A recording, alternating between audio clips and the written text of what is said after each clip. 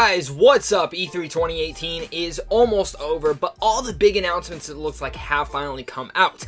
And being a nerd myself, I'm sitting there on Twitter tweeting a bunch of stuff. I'm like, I want to talk to everyone about E3 28. What team? Where can I do this at? Well, I forget I have a YouTube channel. And also, guys, thank you so much for getting me to 1,500 subscribers. It means the world. I'll be doing a giveaway in, I think, a week or two, so make sure to be looking out for that. If you're new here for some reason, this is your first video, make sure to hit that like and subscribe button. I love talking about nerdy stuff in general. But like I said, today we're talking about E3 2018. There's some big things, big announcements, big moments, and some awesome things that all the game developers have shown. And I wanted to vent and talk about all my favorite things that I saw. So again, this is my list. So my top 10 favorite things that I got to see from E3 2018. If I missed out anything you guys wanted me to talk about it, make sure to comment down below so we can discuss it down there. But without further ado, let me jump right into my honorable mentions before we get to my top 10. Coming into my honorable mentions is going to be all the Star Wars stuff that EA announced. Nothing really big, but I wanted to see some stuff. Cool that we're finally getting Grievous and Battlefront. Maybe it'll actually make me go play the game again, but I'm also pretty interested in this Respawn's Jedi game. I want to see more of it before I get any more excited about that. But jumping from EA, because I think EA had like one of the worst presentations, sadly. I'm anticipating Battlefield, but other than that, yeah. But we're jumping into the other ones. I think Bethesda had a really good one. The two things that I do want to see more from, though, is that Wolfenstein game they announced and Doom. I don't know exactly if Wolfenstein is a completely new game. If it is, that's awesome because I love the last one. But if it's not, I'm going to be a little bit so-so. I mean, I'll still get it because I love the idea of the two daughters that you're playing for Blazkowicz co-op shooter. That's awesome. But Doom Eternal got announced, and I've been waiting for a Doom sequel. And I hope it comes out next year because Doom was one of the best shooters, like, in years. I love the first Doom. The last thing I wanted to talk about is Elder Scrolls 6 finally got announced, and even Stargate. Stargate's a game that's been very rumored for a very long time, and these are two games that I've been really anticipating. Obviously, they didn't give much to it, so I didn't want to put it in my top 10. I'm guessing both of these will actually be next-gen console games, so we'll see what happens there, but I'm anticipating all these games. But now, let's get into my top 10. Coming in at number 10 is going to be The Division 2. I like the first Division, but there's some issues with it, but I think everything, the core structure of the game could be turned out into an amazing game, and Division 2 looks to be that. The graphics, the area they're taking the game to, the co-op based stuff, the gameplay, all looks fantastic, and that gameplay trailer, like, made my jaw drop. I was so anticipating this, and I was ready to jump in and play it right then and there. Ubisoft really knocked my socks off with that because I was not anticipating another Division, but really Division 2 did knock me on my ass and say, hey, I want that game. Also coming in at number 9 is going to be Halo 6 Infinite. Now the reason this is at number 9, considering that I'm actually a huge Halo fan, is the fact that I was very disappointed with 5. I think a lot of the community was. There was definitely some cool aspects to 5. I think the online was pretty fun, but the thing is that the game feels like it's turned into a Call of Duty sci-fi game. And I don't like that. I want it to go back to classic Halo, like Halo 2, Halo 3, Halo Reach, and go back to how the shooting felt. And looking from this trailer, and the way they talked about it, that's how I'm getting from this feel. I'm getting that we are getting this for Halo Infinite. I'm glad that it's continuing the story. It feels like they're going to go really back into Master Chief's shoes. That's what we all wanted. We don't care about Locke at all. I'm sorry, Locke fans, I don't. But it looks great. They created a whole new engine. They're building it from the ground up, and I really appreciate what they're going for this game. I think they've really heard the community, and I hope 343 really knocks it out of the park with this one. Coming in at number 8 is Arkham Asylum. Oh, I'm joking. It's SpiderMan for the PS4. This game looks incredible. I love the gameplay we're getting. I like how they threw all the tidbits of the other villains in there. They did say no symbiote in there, which kind of makes me sad that we're not going to get any Venom or Carnage, but I'm assuming if this game does good, we'll probably get a sequel because it's a superhero game. But Spider-Man looks fantastic. It looks like a Batman Arkham game, but within the Spider-Man influence, and this probably will be one of the best Spider-Man games, if not the best. And that we don't know who that reveal of who's behind the scenes for at the ending, but I'm assuming it's probably going to end up being like Doc Ock or Green Goblin. On your things down below, I would like it to be Mysterio, but I'm not going to get my hopes up too high for that. But there is a lot of great things for this next Spider-Man game, and I am so pumped for it. The gameplay looks great. I'm a little tad bit holding my regards back for some of the things because I hope it's not super repetitive, and I hope the game's like super cool open world, but I'll hold my things there until September. Coming in at number 7 is going to be Cyberpunk 2077. Holy fuck, I've been waiting for this game forever, and given we didn't see any gameplay, but from what I understand is that most of this trailer actually was in-game footage, or at least cutscene footage, this game looks incredible. The Witcher 3 was my favorite game of that year, and this has turned me into wanting to see this game, wanting to play it, and the way that they revealed it at the end of the Xbox Microsoft conference was great. I am so ready for this game, and I hope we don't have to wait much longer. I hope it's like one more year at least, because I need another RPG like this, another sci-fi, and it looks like it's like a sci-fi GTA, but with RPG elements, and that's just like everything I could ever want in my life. Coming in at number 6 is going to be Fallout 76. Now, I'm actually really excited for this game. When they announced it, there was a lot of rumors that it's going to be like a softcore survival game, it's going to be like Rust, stuff like that. And it turned out to be like that. It's going to be an online game, and I'm curious to see how it turns out. I wish there was more players in the world, but maybe that's kind of a good thing that there's not, so you're not dying every fucking 5 seconds, but the whole concept looks great. I've always wanted co-op and online Fallout 76, so or in just a Fallout game in general, so I can play with my friends, and 76 is doing what I want it to do. I'm excited. I hope the story's good at least, because that's one of my favorite things about Fallout is creating your own journey, and I hope they do keep that same experience in there. But overall, Fallout 76 was one of the big surprises for me of what the game looked like and how the game ran. Coming in at number 5, I'm shocked that I'm saying this, but everything above this really surprised me, and that is Gears of War 5. I am the biggest Gears of War fan you can know.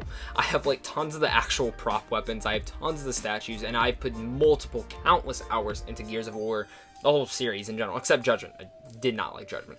But Gears of War 5, I love that they're taking the thing right at the end of 4, that necklace, and addressing it right in the trailer, and showing us this is what the story's about. Kate Diaz is going to be the main character. And I actually like that they're going that route. And JD got big as fuck. Holy shit. But I like that they're still doing this core concept that Kate is going to end up being the main protagonist of this game. Maybe the 6th one, because they said it is going to be a trilogy. Maybe it'll be the, I can't remember what the African-American character's name is, but maybe it'll be his story next, because I really enjoyed all their dynamics in the first one, but it was really JD's story in the first, in Gears of War 4, and then I wanted more from each character, and that's the thing, we didn't get enough of them. So it's going to be very cool to see where they take these dynamics. I hope it's just not about those two. I hope that we do get more from Marcus Phoenix and JD and their whole storyline as well. I think Gears 5, though, is shaping up to be great. The combat, everything looks fantastic, and it looks like they're bringing back those horror vibes from the first game, and I really hope they bring that back, because that was one of my favorite things about the first Gears of War. Coming at number 4 is going to be Death Stranding. Now, I'm a diehard Metal Gear fan, so I've been waiting to see gameplay for this, and we finally saw gameplay. Do I even know what the hell the game's about? Nope. Do I even know what you're doing? Nope. But the main thing that I put this at number 4 for me is the graphics. Holy shit. The graphics look amazing. The story, I feel like we're going to get a very personal journey in this game. And nothing super, like, weird. Like, it is going to be a weird game, but I feel like we're going to get a really personal story. And that's what I got from this trailer. The music, everything working with it, and just this world that we're getting. I'm curious to see what more gameplay elements we do get from this game. But it's nice to see that Death Stranding is coming along, and I cannot wait to get my hands on with this game and play it. Because I trust Hido.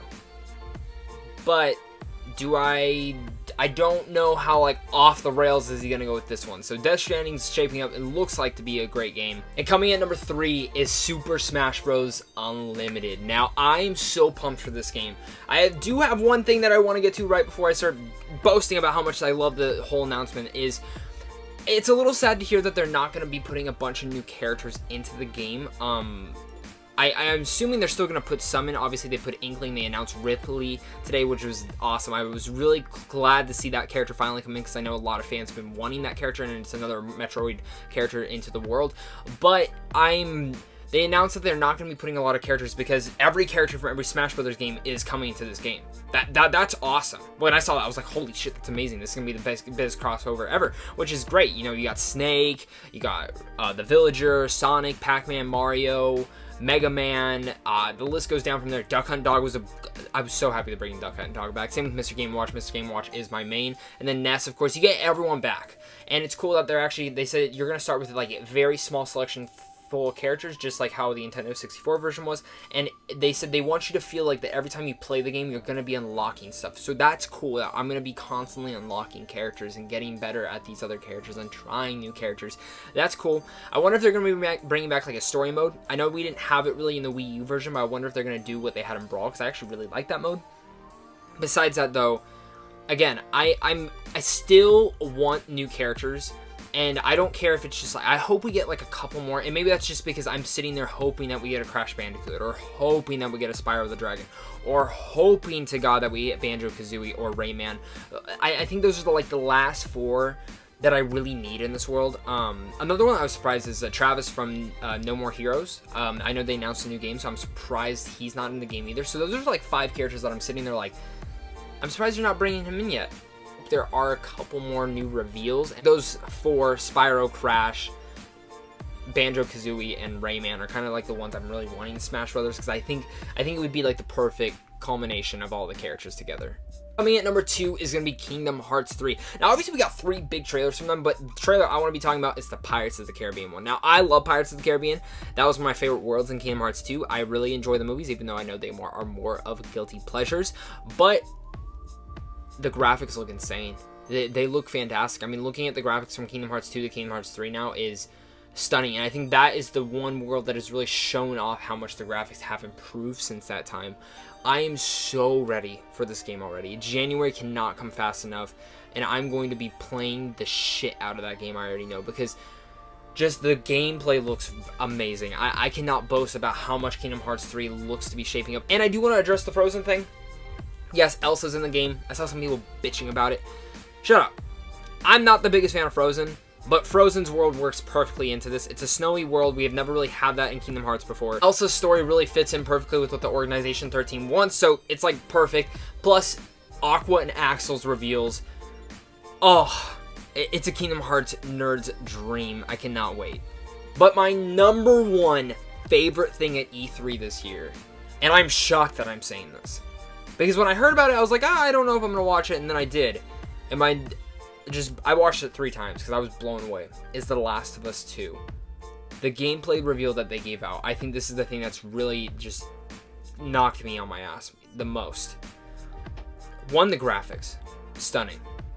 2, the gameplay, amazing. 3, we find out Ellie is going to be the protagonist. I assume this already, but it is officially announced that she will be the main character that we are following, which is perfect. This is the first time where I remember when they announced after the first one, I was like, I don't want a sequel, but like as much as I do want a sequel, I don't need one because I loved where these characters went. Don't get me wrong, I'd love to venture with these characters again, but I don't think we needed it. And the trailers have shown, and I'm like, damn, this game's getting really cool. I'm anticipating it. I don't know what the hell the story's about. I still don't really know what the story's about. And I don't really know if I want to know, because I went into the first Last of Us like not really knowing anything, and I was so surprised. But this is the first time where I saw something for this game and said, this is probably going to shape up to be better than the first one. And considering the first one's one of my top 3 favorite games of all time for me, that's some high regards. I'm really anticipating it. The seamlessness between the graphics and the cutscenes and the animations and the playthroughs and brutality, it's everything I've wanted for the sequel, and it really looks like to be topping itself, and the graphics are, I think this is like the best looking game of E3, to be honest, so I cannot wait. But guys, oh my god, I love venting about video games. I can't wait to go play more video games right now. Tell me guys, what is your top 10 favorite things from E3 2018? I'm sure a lot of those were some of mine, some of them that I missed. I can't wait to talk with you guys down below. Again, if you're new, hit that like and subscribe button because I do tons of videos like this. And I want to be giving a big announcement. If you guys missed my announcement, I am bringing back Pope Plays. It's something I did on my channel like right at the beginning. It's where I will do walkthroughs, I do live streams, and some of you guys have been seeing that with my hangout sessions where I'm playing Fortnite or Overwatch and whatnot. And I am going to be bringing that back. So that is going to be fun. Maybe some people will be joining. Maybe some people won't. I did just buy an Elgato, so this is going to be... I'm hoping it'll work seamlessly. I don't know exactly when I'm going to have one of the first episodes up, but I plan on maybe having it, let's say, like, probably next month in July, sometime around there. So we'll see where that comes, guys. But make sure to look out for that, because that's going to be a lot of fun. And I'm going to do most of them live so I can interact with you guys, do some Q&As, and just have fun playing the games with you guys. Because that's what I like doing. I like doing those hangout sessions. Of course, if you guys want to talk more geeky stuff, and you guys don't want to just talk on YouTube, I got a social media account. Go hit up that, talk more geeky stuff over there. Then, of course, hit up Sandwich on Films down below, because if you guys want to see movies early, check out other movie news and movie reviews. You guys can find it all down there. So, guys, until next time, thank you guys so much for watching. Stay classy.